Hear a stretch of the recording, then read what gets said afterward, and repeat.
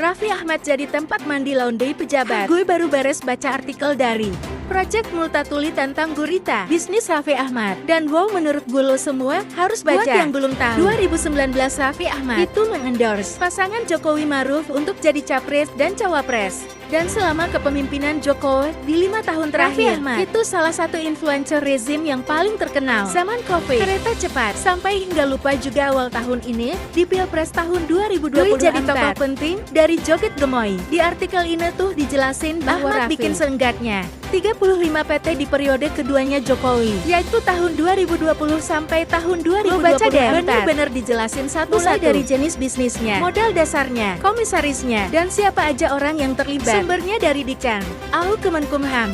Salah satu yang kita tahu jelas Rans Entertainment ini 78%. 6% sahamnya milik Raffi Ahmad. 68 milik Doni Oskaria.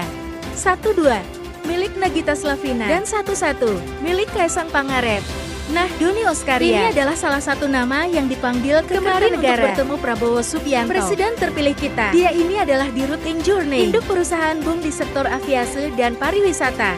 Buat 34 penjelasan bisnis lainnya bisa cek sendiri. Menurut artikel Kongsi Bisnis, Raffi Ahmad ini terafiliasi dengan paling enggak 17 atau politically exposed person, orang yang pernah atau sedang menjadi pejabat publik. Bisa lihat di infografis ini. Beberapa diantaranya ada kedua anaknya Jokowi, Sang dan juga Gibran. Terus juga ada menteri, ada anak menteri, petinggi perusahaan boom ada, bos nikel, bos batubara. Koneksi bisnis Raffi Ahmad yang menggurita dengan para penguasa ini menciptakan peluang money laundry atau pencucian uang. Buat yang gak tahu, money laundry itu adalah proses di mana uang yang didapetin dengan cara yang haram, misalnya korupsi, itu dicuci, dibersihkan supaya terlihat legal dan sah.